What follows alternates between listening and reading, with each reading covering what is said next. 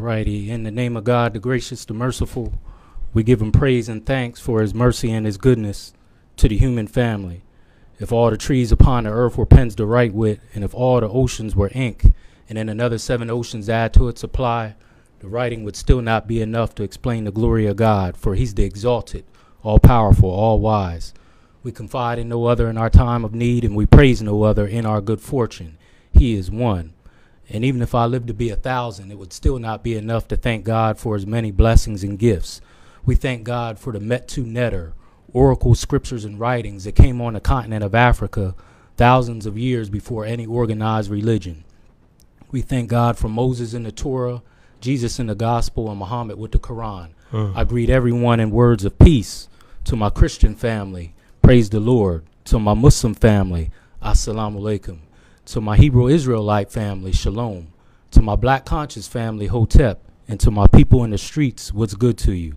It all means peace. So once again, this is Brother Shareef with the Hour of Power. Go to Hour of Power, Shareef Hamid on YouTube. Subscribe and share so we can continue to lift the mind, body, and soul of our people. Before we get into this much anticipated interview entitled The African and Latino Connection, Teaching Us Our True History, just a few community announcements.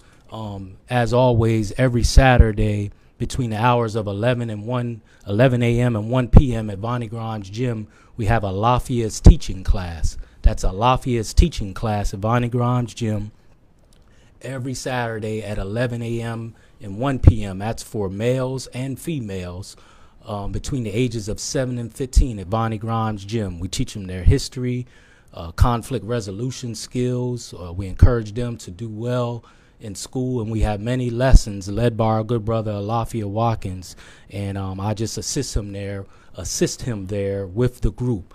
Also, this Saturday at the same time at 11 a.m. at 459 West King Street at Championship Community Center, they will continue the Black Collective Reading Program. That's the Black Collective Reading Program, which is a reading program designed to help our youth with reading, writing, and comprehension skills, led by our good sister Tanya Morgan, Miss Juanita Kirkland, Mr. Kerry Kirkland, Mr. Jeff Kirkland, and many others, Sister Ophelia, and many others there to help our youth with reading and comprehension. There's no secret what's going on with our children and our youth with reading, so that is very important. So we have two different programs. They're not in opposition to one another.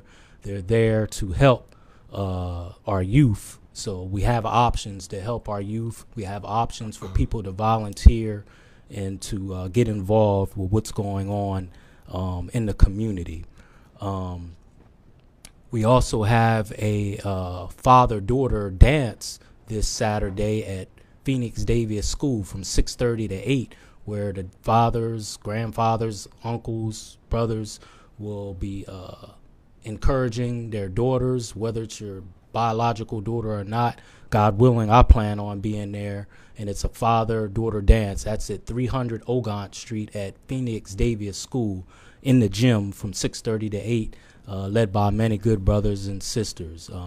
Mr. Morgan, Sister Sandy Walker, Brother LaQuinn Thompson, and many others spearheading that much needed effort to make that bond. One quick lesson, the Hour of Power always tries to give some lessons to not only empower myself, but the community. And then we'll talk with our wonderful brother here, Brother Jason. This quick parable, it's about 2 minutes, but I think it's much needed. It's about forgiveness and redemption. Forgiveness and redemption. There was once a man, he was in a ditch, mentally and physically. He was in a ditch. So mentally and physically, he was in a ditch. He had did some things in his life that he had regretted, that he was sorry for, but he wanted forgiveness. So mentally he was down, but physically he was literally in a deep, deep ditch. And he reached out to the Most High. He said, God, help me. My transgressions, I've done wrong, but I want to do better. But I'm really up against it right now. I'm in this ditch and I don't know how I'm going to get out. So God said, trust in me. I'll show you the way, but just trust in me and listen to me and I'll show you the way. So he started literally calling out, asking someone to help him. So he heard some people at the top of the ditch and he said, help me. I need help. I need to get out of here.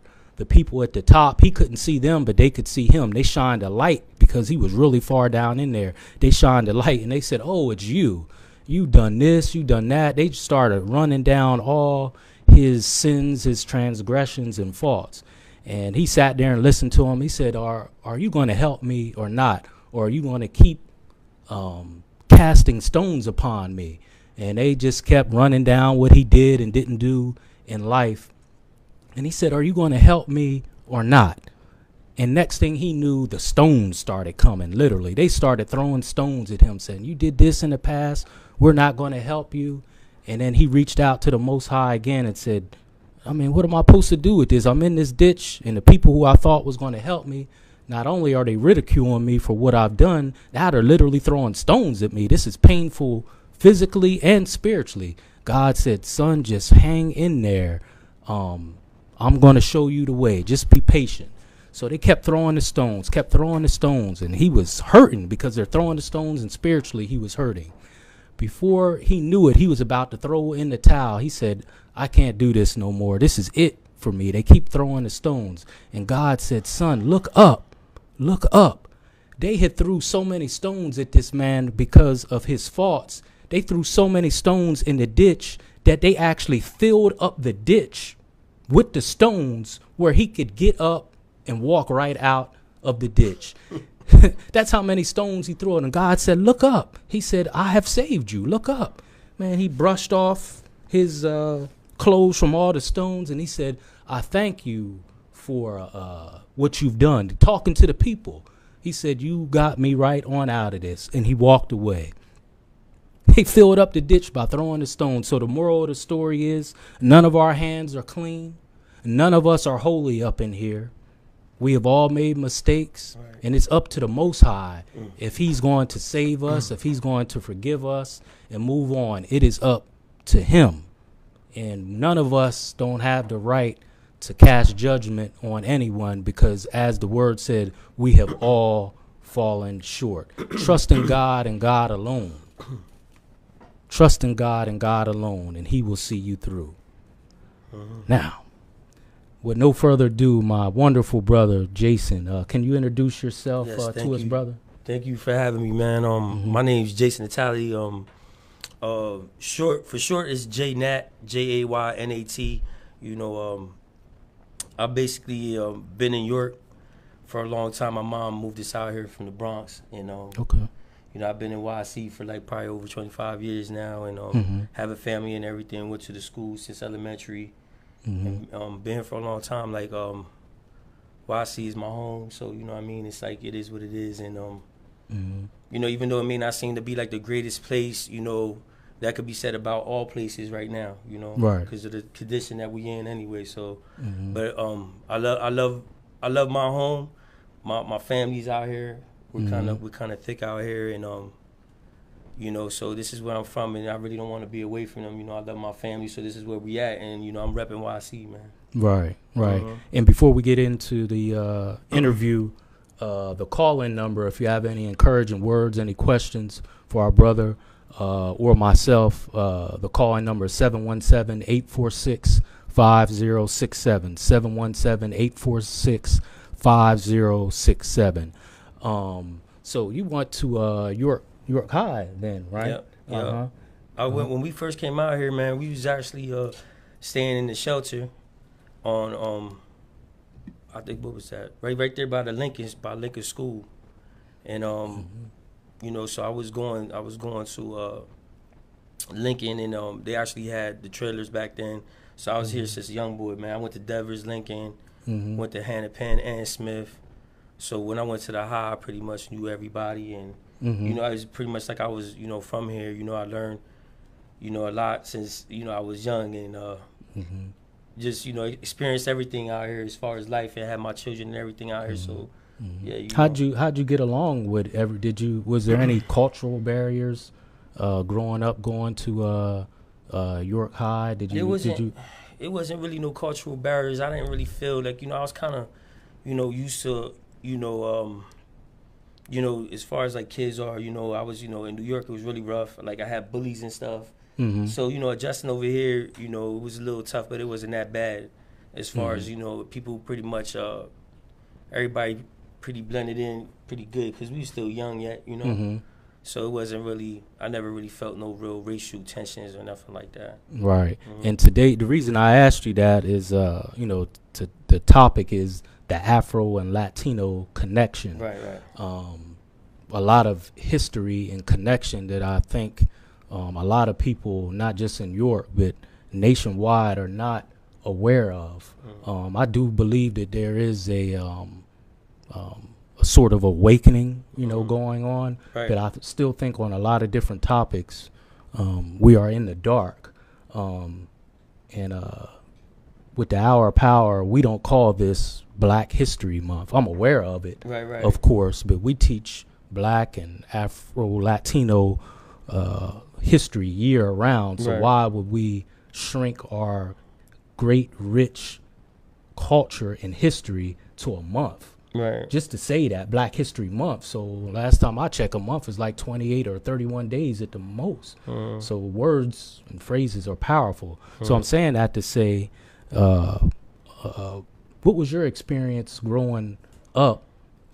Is because your background is, would you consider yourself Latino? Yeah, I'm Puerto Rican, man. So how was that? And I know the Bronx is very diverse with Blacks and Latinos. So start out with that, and then tell us how that was moving here to York, positive or negative, because it's about education. Well, it was it was tough in New York. We had all kind of friends of all different ethnicities. So it was like, you had Egyptians, Arabians. I had Jamaican best friends, and I didn't really have anybody on my block, so to say, that as far as Anglo-Saxon or Caucasian, like we had like white teachers. You know what I mean? But you're talking about in New York. In New York, so my friends weren't really. I didn't have too many Caucasian friends. We had like a really diverse type of people, but Black and Puerto Rican really coincide close. And in New York, that's why I kind of feel the way I feel about hip hop. Like we created that culture together. Like and I know a lot of stuff influenced it. But the same way they how they say Black people, Puerto Rico. Right. I mean, who made that song? I mean, I can't tell you right offhand. Sometimes I'm not good with certain facts, but I remember that. I remember shaking a leg a couple times of that song. The fact that we created it, you know what I mean? Like we created it, so it really shows how close knit we are, because hip hop is, and I remember hearing somebody say something about, it's crazy how like a people. When we say the black man, I don't want to even use that term either. We all know it's a darker shade of brown. So that, if we being technical, we saying the brown man, or any man of color, yellow and red, right? But I put this on my calendar, black, only because that's a term that people identify by, right? So I was playing around with the words, and I was saying like our true or a true history, or our history, or you see what I'm saying? Because even heard like Morgan Freeman, I think, was saying like, don't say a black history, because like our history is American history, like right. Basically, you died in all the wars, and just being conscious of who we are, and kind of just like the whole thing about the calendar, but recognizing who people who don't know where they came from, obviously they lost people, and we just trying to plant a seed and letting people know that there's nothing that's like not cool about knowing who you really are and where you come from, because we have strong influence. And when I say we, I'm saying like I guess it is the couplings of the people, because I most definitely just feel, it's not just what I feel, it's what I know, that in my family, in my bloodline, that we coincide together, and I got a mixture of of you guys and me also, and I just feel it to the heart. So it's in my heart to do so, to represent my people, because like you said, the 28 days is what kind of sparked the thought for me to be like, 28 days, and we all know everything is significant. You know what I mean? You got 31 days, October, you got 30 days in another month, and then you got 28 days for Black History Month, you know? So it's like that born the whole thought for me to be like, you know, well, I'm going to bring it year round, you know? Our sister, Maria Chambers, you know Maria? Yeah. She said most of her Spanish friends know they come from African descent. Right. That's enlightening. Right. But it's like I said, a good of us, you know, don't. And if we look, you know, I'm no historian, even though I'm a student of history, I'm no historian. Right. What reason would, maybe someone can debate it, I don't know, I'm just saying in general, what reason would we have to be at odds at each other, even from a historical point of view? Right. Now I know if someone goes way back, they could start connecting the Spanish to the Portuguese, and they were involved in the transatlantic slave trade. But I'm just talking about our history here in America. There's really no reason one way or another that I know of for us to be divided. Yeah, I try not to get too deep into like political and all that. But it is common sense that if, you know, we all were like equally given the same opportunity to do the things that we can do, you know, as far as where our potential take us, because we have more than a little bit of potential. Like the cup flowing over when it comes to potential, when it comes to the browns, the brown, darker people, yellow people, red people. You know, I got love for all people. And just because, you know, and you hear this saying a lot, like, you know, just because I may be pro-black or doesn't mean that I hate the other colors. It's just I'm for my people. I want to show love to, you know, if you see, I'm Puerto Rican, but if you see like all the intermarriages, you know what I mean, and within my family, you know, my sisters got, you know, babies to, you know, black men the same way they got babies to white men. And if anybody were, you know, just let me just put that out there, that if anybody were to have mistaken in any type of way, you know, to disrespect any of my people, I'm going to defend them all the same. And that's not a threat, that's a promise. You know, because, you know, I don't play when it comes to my family. Right. And I love hard. So the thing is that, you know, it's ridiculous. If you know, I may not like individuals, you know what I mean, but, you know, I'm trying to show love and be optimistic and move forward, you know, so real recognize real. And if people gonna, you know, they gonna be rotten apples, man, you feel what I'm saying? You ain't gonna spoil me though, you feel what I'm saying? Because I'm separating myself from, you know what I mean, being kind of like subjected to a certain type of way, you know? So I love all my people, and I'm just trying to be, you know, there's a lot of negativity out here, so I'm just basically saying, man, I got love for everybody, and but I love my people, and I'm telling you where I came from, and well, basically we're a mixture of people. We're glad to have you. Our good brother, Wesley, said the Puerto Rican population in the U.S. mainland is just over 6 million, over 200,000 left for Hurricane Maria, and 2.7 million currently in Puerto Rico. And our good sister Melva Martinez, she said mainly Latino and Caribbean people know our ancestors are from Africa. Yeah. And she's a Latino sister. Actually, I used to work with her in Durham. I know the whole history too. You know, I don't know.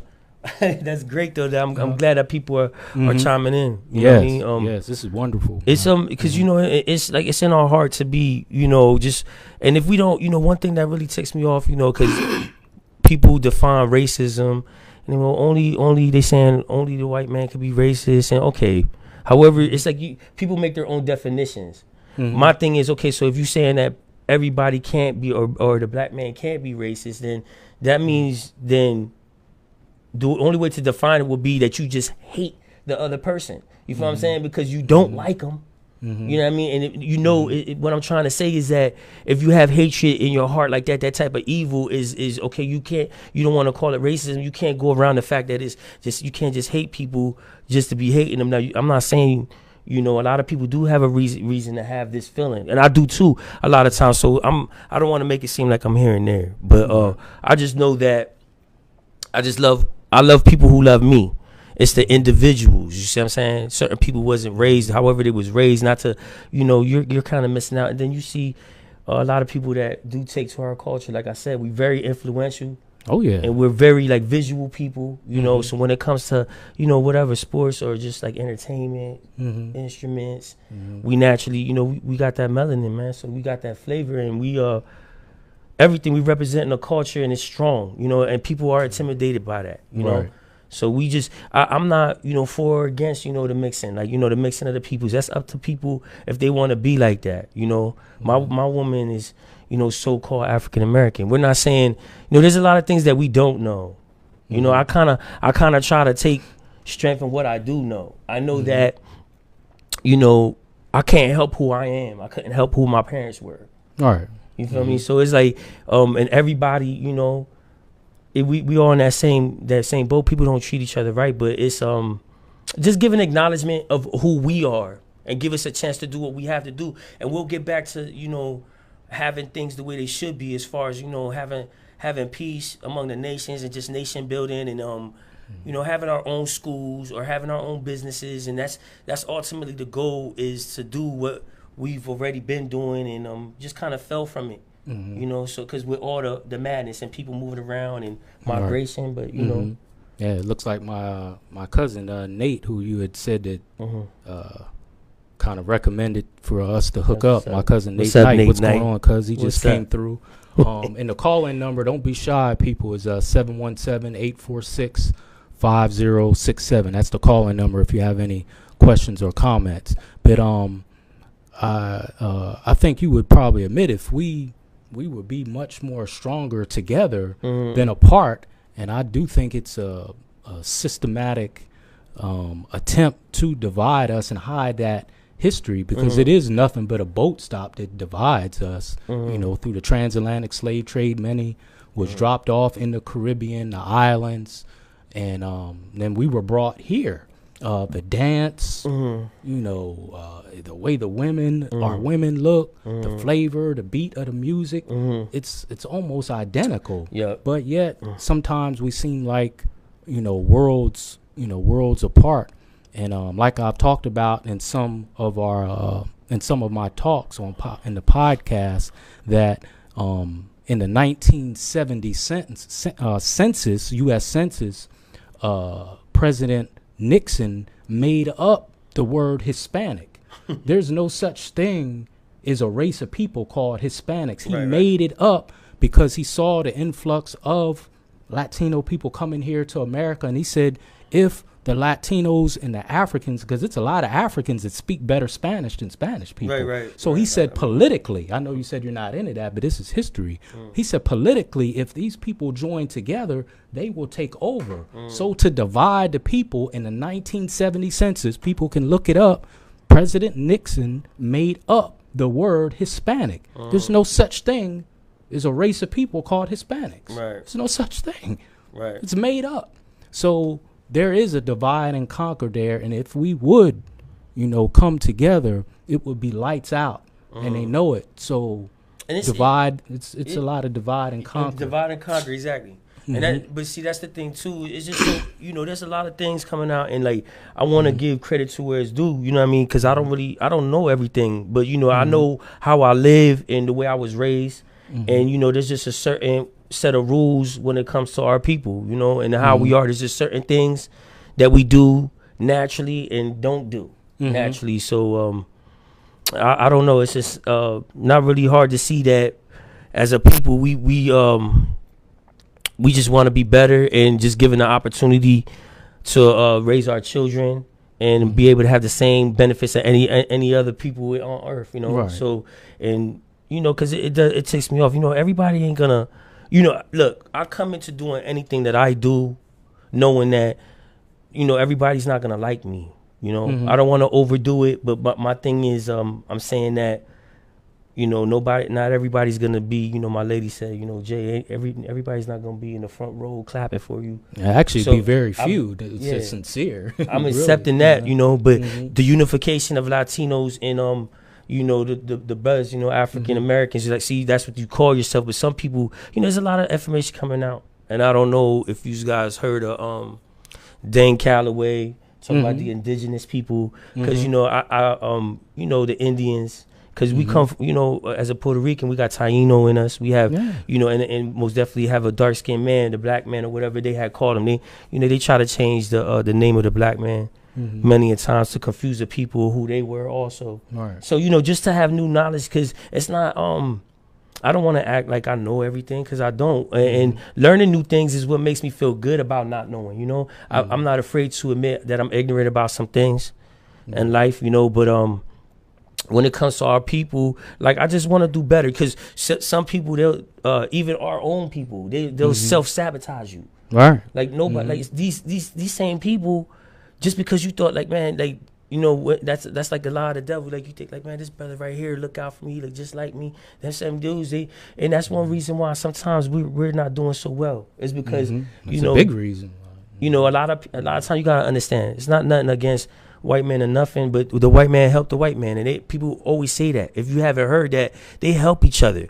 But you know, when it comes to us, it's almost like, oh, I'm better than you, and people don't nobody want to really unite, and then, you know, it kind of hurts me because York is too small for that. Right. You know, it's like, and most definitely, I would never ask for a handout. Like, everything that I'm doing to, like, plant a seed to for our children, and for, like, even, like, young fathers or whoever. Like, you know, a lot of people just even, like, don't know how to treat women. They don't know how to be, or they need to ask real questions about how to be a man to a woman. And I'm not saying I'm the greatest, but I'm an older man.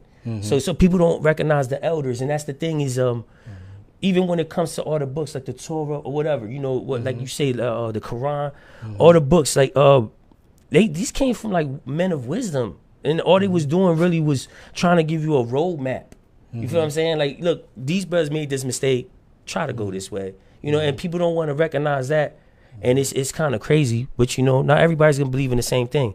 I'm just saying, for the betterment of our people, to recognize that, you know, we're gonna treat and raise our kids, you know what I mean, to be strong members of society. You feel what I'm saying? So it's like, I'll be wanting to, like, just, I couldn't do it on my own, you know. So I'm just kind of, like, doing this with Shareef as a means to, like, basically reach out to the people in YC and just know that, just be like, look, man, I'm a representative of YC. This is where I'm at. I can't help it. May not be the greatest place and none of that, but I have confidence for the future, you know. And I'm just, like I said, trying to plant a seed, man. What do you think our youth is missing these days? You hear about all the violence, things going on. We all know in it's school. fathers, man. You know, the fathers not being there, and then not even, like, you know, because, you know, we got tough love, man. And the thing, my father wasn't around. You know, but sometimes, like, people don't even have nobody, like, to look, like, as far as, like, as a man father figure, you know, just somebody to talk to, you know what I mean? I think that's what a lot of people, or we're missing. Like, I think it's good that, you know, like, Cindy Dotson opened up that school, and, you know, that's great. You know, that's some great things going on, but, like, we need more of that, and we just need people, I guess, really not just as far as, you know, people to interact more with the children and be, like, intervening in certain moments while they growing, because, you know, that's that puberty thing going crazy with them, and, you know, they need more guidance. You know, they're alone. What if a woman says, well, I got this, I don't need him? You think that's sufficient for a child to go through life and navigate through life? If a woman says, well, I got this, you know, I'm raising. Well, I mean, you know, I respect that too, you know, because that was my mom. You know, that's like displaying who my mom was. You know what I mean? I think that, but I don't really feel, of course, we all know that, you know, if a man's not there, it's not good, you know?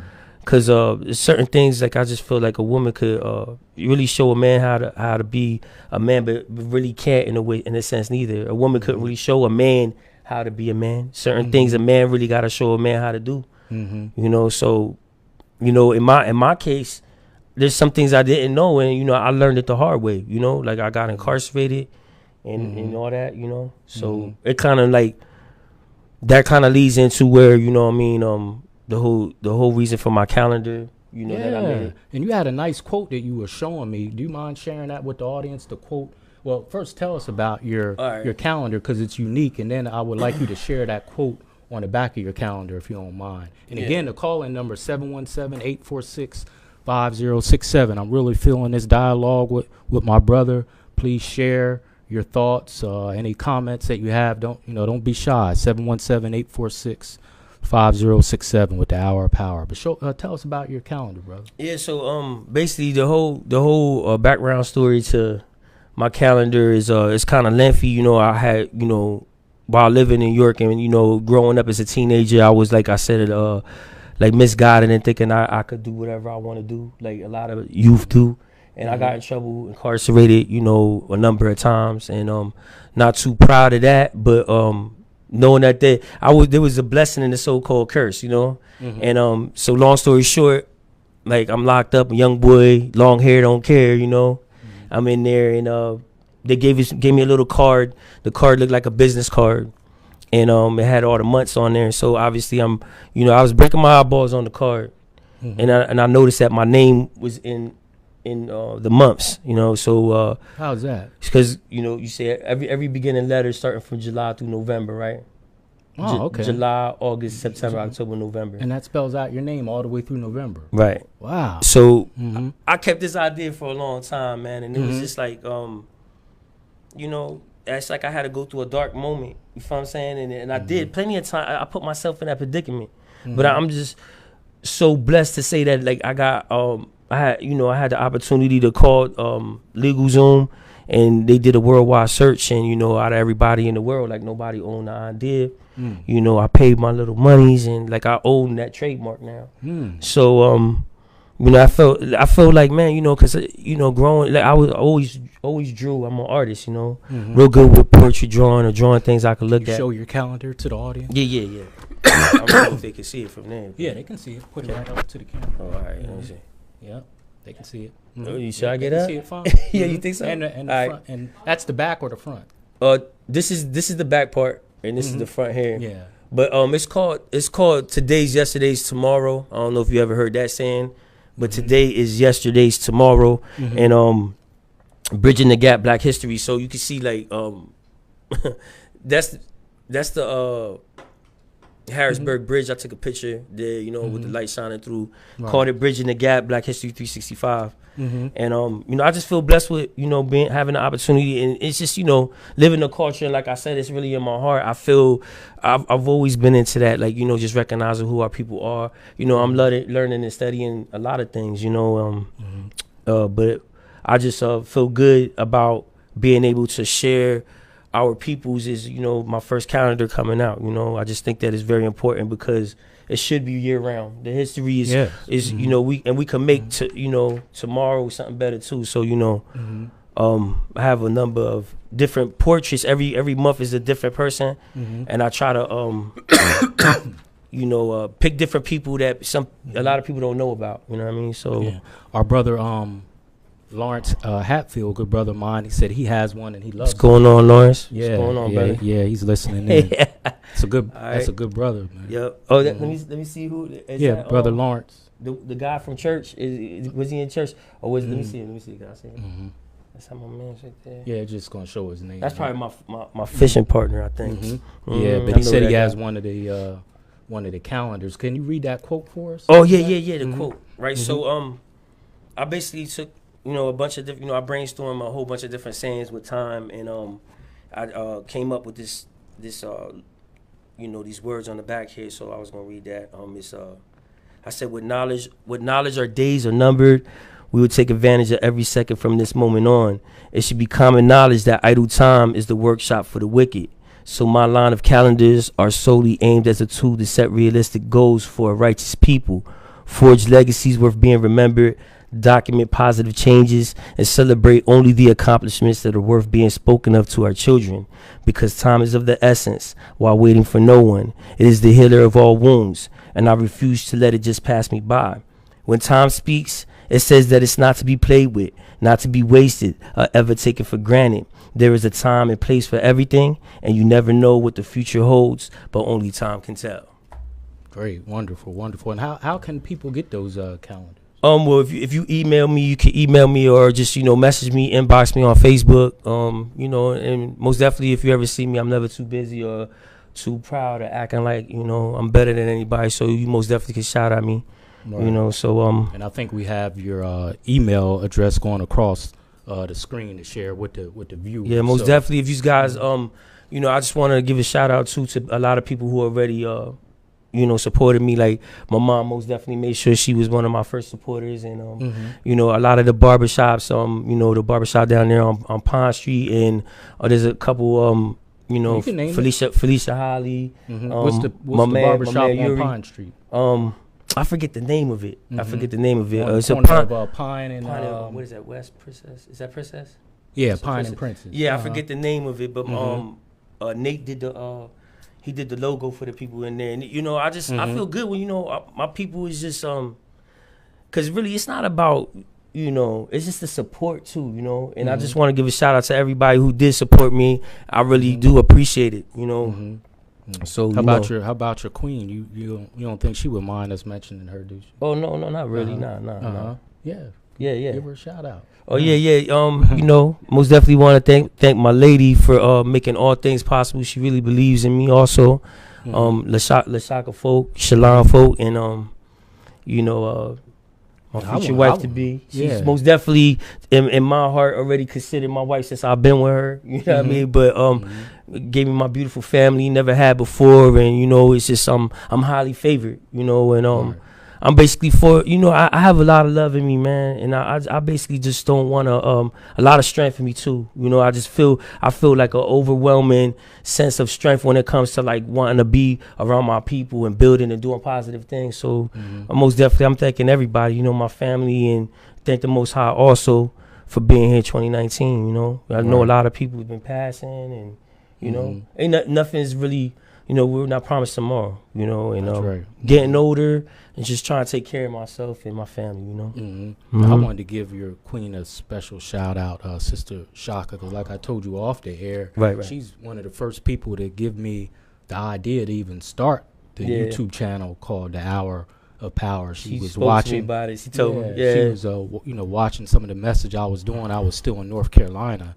You know, at that time, and she said, you should start a YouTube channel, and I didn't even know how YouTube worked, and I was like, yeah, you know, I didn't really think about it. Then when another brother came to me and said, man, you should start a YouTube channel, so I took the energy that she gave, and him, my good brother Ty Prince down there in North Carolina, and but she was one of the first to even suggest it, so, you know, salute to her for believing in me and you know, valuing what I do and the messages that we give, and you know, here we are. You know, we on our thing, man. We studying all the time, and just trying to be supportive of our people, you know. Just like, and everybody really, but really our people is like, you know, looking to see, you know, we're like, you know, the needle in a haystack, man, so to say, you know, dime a dozen, you know. So I mean, you know what I mean. It's we trying to forge forward and do positive things, and you know, a lot of people scared. They tell me they don't want to, but it kind of comes naturally with brothers like us. Calling in, okay. Yeah. Hour of Power. Yes. Hello? Who's Shareef? Yes, who's calling? What about your boy Echo, man? How you doing? Yes, what's up, Echo? Oh, how you doing, brother? Hey. What's good with you, man? Good. Good to hear from you. Good to hear from you. Some love, man, you know what I'm saying? Yeah. Yup. What you got for us, brother? You and Jason, man. Much respect to my man Jason, man. Jason came a long way. You know what I mean? Yeah, thanks, man. Jason. That's what's up, brother. Thanks, man. I appreciate you, Echo, man. Oh, yeah, but you know what I'm saying? I mean, we know each other since we was young. Keep doing what you're doing, man. You know what I'm saying? You came a long way, Jay. Yo, I appreciate you, man. Good look, fam. That's love. Okay? That's love. Number love, man. Yeah, we. Respect to the hour of power, you know what I'm saying? Word. Man. Yes, sir. Never stop doing what you're doing, Shareef, all right? All right. Put the people's on, man, you know what I'm saying? Much respect to everybody, yo. Yo, most definitely. Good luck, Echo, man. We appreciate that. Man.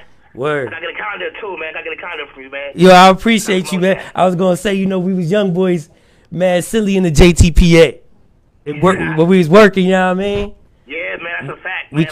Like JTPA. We came a long way, Jay. You know People don't know. We came a long way. They don't know about that JTPA. They don't know about that, fam. I mean, like yeah. Putting in work way back then. Yes. That's over 20 years, my dude. That, you know, we veterans, man. And like a lot of time, you know, we just gotta be humble, fam. You know, cause look, I'm gonna say this, right? Let me say this. I like this saying, right? They say, those who don't those who humble themselves will be exalted, but those who exalt themselves will be humbled. Yes. You feel me, brother?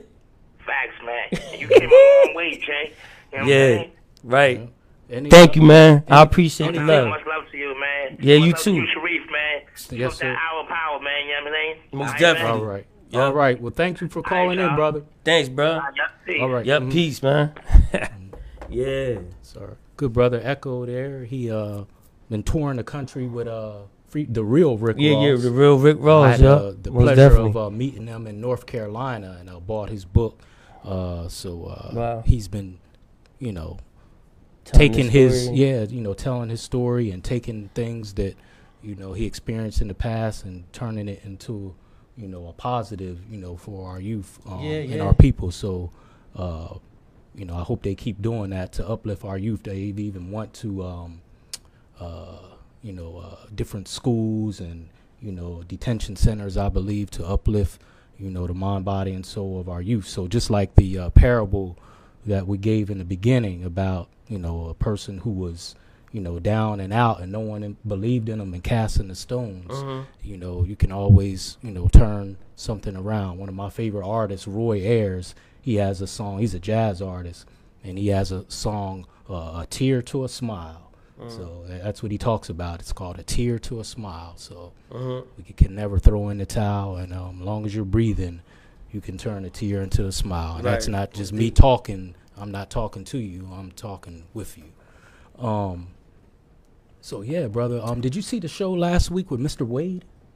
I didn't catch it. Yeah, definitely check that out, Right, brother, I because will. he was dropping some heavy knowledge about hidden history here in central Pennsylvania, and how he actually has a curriculum, you know, with our history to present to schools in PA, and can actually make it a class. What like say your calendar and the history and the knowledge that you have, what impact do you think that would make on our youth as it pertains to their behavior, respect, or lack of it, if that was taught in a school system 365, as they say? Oh man, I think it would be good, you know, all the way around. You know, sometimes I feel like, you know, the way we lived actually made us, close bonds. You know, so the knowledge most definitely help a lot more. You know what I mean? Because it's always wondering like where am I in this whole thing you guys are talking about in the world? Like, where do I fit in? Where do my people fit in?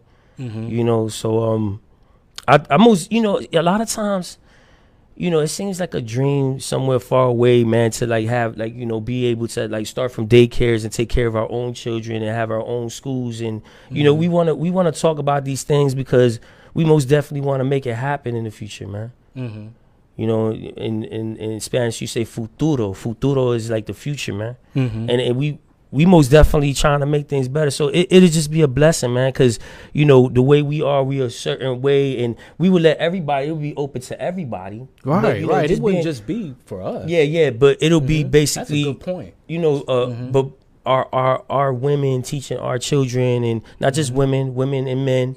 And you know, just being giving them early things, you know, planting that seed from early. And you know, they say if you lead a child, how they say leading a child or something, you know, if they try to leave it, most definitely they'll come back to it. You know, so it's like, you know, that's what we trying to do, is just like instill good morals in kids from day one. You know, it just like, even when you know, I'm a fairly new father. I have 3 beautiful children, you know, and my 2 little ones, it's like, you know, I want to say positive things, and, you know, just even reading to them, you know, or just, you know, speaking to their life, or speaking to anything, like I was saying earlier, speaking to their life when they're young. And, you know, we want to get it to a point where, you know, we get the knowledge in there. We got to respect everybody.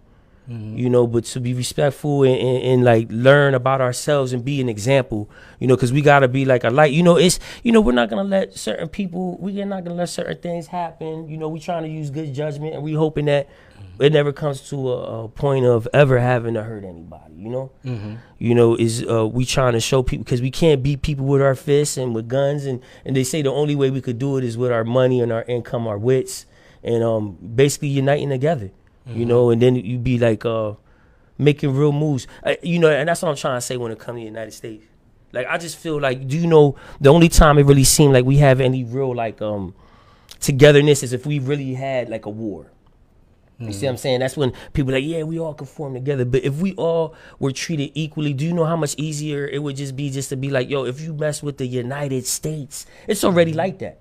Even with all the like, you know, they're trying to make the race war and all, whatever they're doing, man. It's so we already have a thing where you can't mess with the U.S. What, you know what I'm saying? So imagine if things were going the right way, how much more better it would be, period, for everybody. You see what I'm saying? Well, that's a good point, but that's what makes wars, at least the wars that America has been in, so unjust because no one's bothering us. Right. We're always in someone else's business. Right. If I would show the map of the invasion and the U.S. bases in other countries, it would light up like a Christmas tree. They actually have, I would have to go on my studies and look, but they actually have maps where they can show U.S. invasion, where they actually have military bases set up in other people's country, other people's backyard. It's to take and drain them of their natural resources or whatever, you know, that they have, that they want. No one's bothering America. When has there ever been a war in American soil? We're always taking the war someone else and someone else's soil, and most of the time a country that can't beat us. They ain't bothering North Korea. They ain't bothering China because, like they say, it would be something. Okay, so what we're talking about is like wars with other people, but what, like, when we're talking about us as okay, so let me say just like the black man in the United States, you know, say the brown man, or whatever you may call yourself. Some people don't want to call themselves, you know, but people identify by it. So what I'm trying to say is that imagine if it were more love, like the real love, because you know, we all know that the nation was built by you know, the black man. So you know, it's like to give the love that you guys already deserve. So, because if they're saying that you're indigenous or you came down here, either way you put it, you know, just them becoming a mega power through the work of, you know, not paying people, you know. So, you know, it's kind of crazy, but I'll just be saying like, what if world, you know, but how can we make it amongst each other? Because like I'm saying, we just need to concentrate on uniting with each other and moving forward positively. And everything, you know, you could what I'm saying is you can network on the social medias and all that stuff all you want. Sometimes, you know, it would be nice if people were to meet in private also. You feel me? Like, and it's hard to do when if you don't have people getting together and really, you know, man, you know, because a lot of things could be talked about more in depth. Like, you know what I'm saying? We can't talk the way we really want to talk, but you know, we both most definitely saying that it's not to be nothing that's militant or nothing crazy. It's about really building with our people. So it's like, because I ain't gonna lie, man, it rocks me and hurts me to my soul to see Puerto Rican people that don't like black people. And you know, even when I was younger, you know, I understood the language more than I spoke it back then, and I you know, I still don't speak as well as I should, but I'm way better now. And but the thing is, it hurts me to see Puerto Ricans that don't recognize, you know, the Afro Latinos, you know, Afro Latinos, or just even the fact that that you do have black in you. That's a problem, you know, because people don't even know what side they on, man. Like, you feel what I'm saying? So it's like, if you don't even know your enemy, man, people in the last days, it's just scary, the fact that people might just start going crazy, and then, you know, you don't even know who. They won't be organized. People will just be dying. You feel what I'm saying? So it's like, get on a realistic, righteous path. Like, you feel what I'm saying? And that's what we're doing. We're not know who you are. Yeah. And not to interrupt you. My bad. Sister Samia, you know Samia, right? Muhammad. Muhammad. Yeah, she said she oh, just man. recognized. How you doing, Miss She Woman? said she just recognizing you and didn't realize you were Abraham's younger brother. Yeah, man. How you doing, Samia? I haven't seen you forever. How's your dad she's doing? Very hope the family, proud everybody's of you doing good. Sharing knowledge, and then our brother Wesley said, correct, Puerto Rico was invaded by America in 1898. So dropping some historical facts. But I wanted to go back to something you said earlier. We got 10 minutes to go about if black history, so to speak, was made a curriculum in the school system. I believe it should be a curriculum. It isn't just for us. It would open up the eyes, and I believe it would soften the hearts, at least, of white Americans, because a lot of the stereotypes that they have and some of us have, like we haven't done nothing, we came here as slaves. No, we didn't come here as slaves. They went and got the best to build this country. Architects, chemists, the whole nine. We were the best, and that's how we built this country. Then they made us into slaves, but they got architects, doctors, chemists. They didn't go get slaves. How you want to get I don't watch someone already in bondage? Right. No, you got the best to build this country. So I'm saying that to say that the point that you made was, if this was made into a curriculum, which I think it should, it'd be awesome. Everyone would benefit from it and squash a lot of the stereotypes that is in this country. So I'm glad that you made that point, that everyone would benefit, and it wouldn't just be for black people. It would be for everyone. Right. So I'm glad that you made that point. Have you ever heard of Arthur Schomburg? No, I haven't. Yes, man. he. Oh no problem. He was a brother with Afro and Latino descent. So I'm listening to you, bro. Yeah, there's this guy. There's a guy named I watch him sometimes, man. He's if you guys get a chance, this dude named Angel Ramirez, Jordan or something like that. He has a IKYG. Something his little slogan is IKYG. I know your game. And he's a young man. He's Puerto Rican and Jamaican, and he's real smart, man. You guys check his YouTube channel out. It's called IKYG Angel Ramirez, and he's real good at breaking down like ethnicities, and he just has so much information. This young brother goes in, like he's on like, YouTube now. He's on YouTube, and the way he talks, it's a lot of he got a lot of. He get a lot of flack from like YouTube, but the way he speaks is so educational about our peoples. And you guys, that's somebody that I've been checking out. If you guys ever have a chance, I most definitely recommend you check him out, because it'll have you have a different. He talks about the diaspora, and he talks all this good stuff about loving our people. So he's a good dude, man.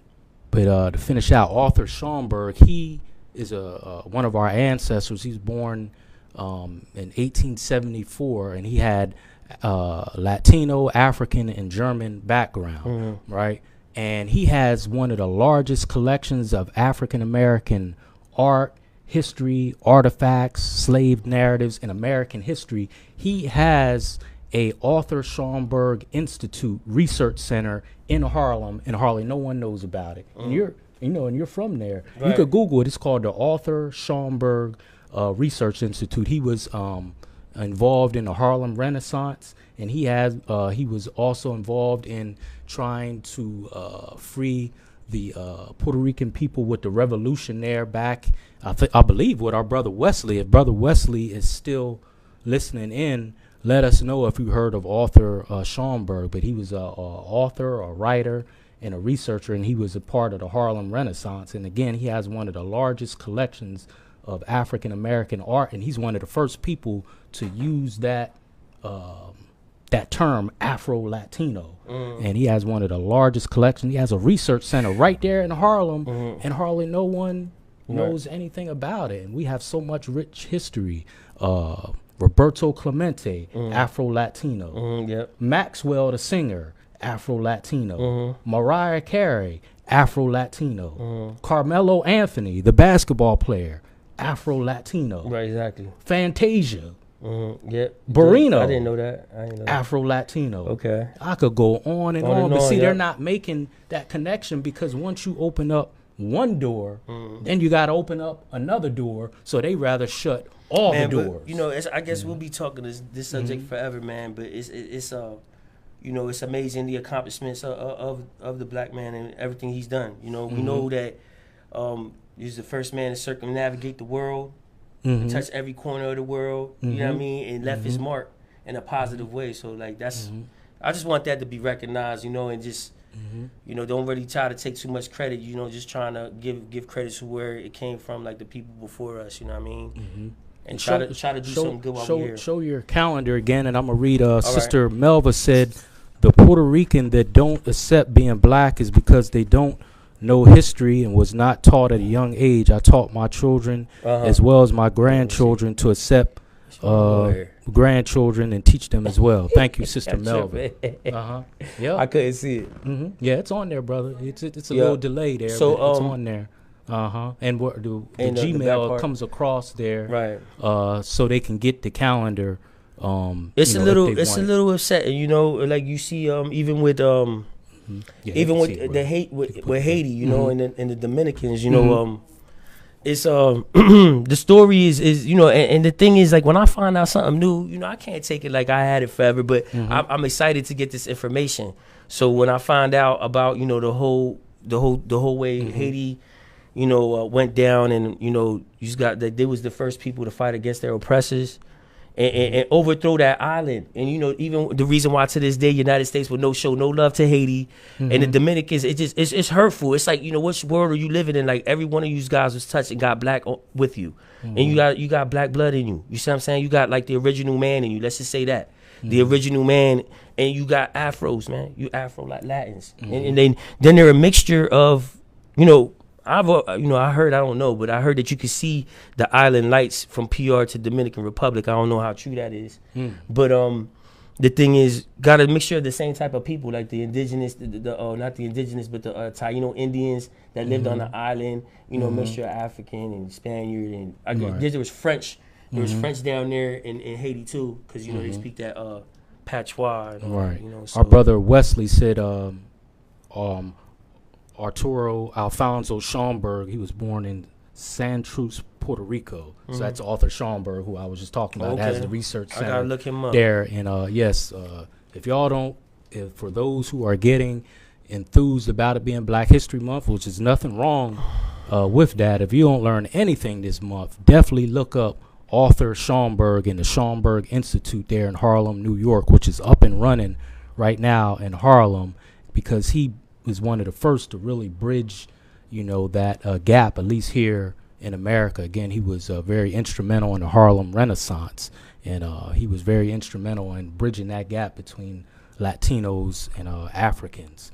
Samia said our heritage is integrated into the education curriculum. Children will grow to respect their elders, and it will instill a pride in them that is definitely lacking. Pride They'll is be powerful, underrated attribute, and having it will allow these kids to hold themselves to a higher standard and understand their worth. Yes, thank you for that. Thank you for that, sis. Beautiful, so we got beautiful. About 3 minutes. Any we got 3 minutes. Any closing words? We got your email coming across. How to get your calendar. Oh, I just want to say, if you had 1,000 youth in front of you right now, or just, you know, just our people in general related to the topic we were talking about, what word would you encouraging word would you give to them, particularly the youth? You know, I would just say, like, just, you know, hold your head high, be strong, you know, let's stick your chest out and just find out about who you are, you know, just love your people, and just, like, look for direction and guidance from people who really love you. You know, just know that somebody love you. You know what I mean? And whenever you need help, just try your best to do the best you can. You know, just try to read. I think, you know, of course, you know, the reading is fundamental. And just give respect and love to your elders, and try to learn as much as you can about where we come from and who we are as a people. It's gonna make you powerful and strong as you get older. You know, just try your best to do your studies and, you know, learn as much as you can. And just while you're young, be young and have fun, and just try your best to stay out of trouble. You know, right. That's what I would tell them. You know, 1,000 kids, most definitely. Right. You know what I mean? Right. Yeah. So this has really been refreshing. I can't thank you enough for taking time out your schedule to come on. For those listening, please share this message, get it out to the masses, especially those who don't know, so we can, you know, bridge that gap between our Latino and African family, and eventually, you know, the whole family. This is Brother Shareef with the Hour of Power. Subscribe and share so we can continue to lift the mind, body, and soul of our people. Thank you. Peace and love, YC.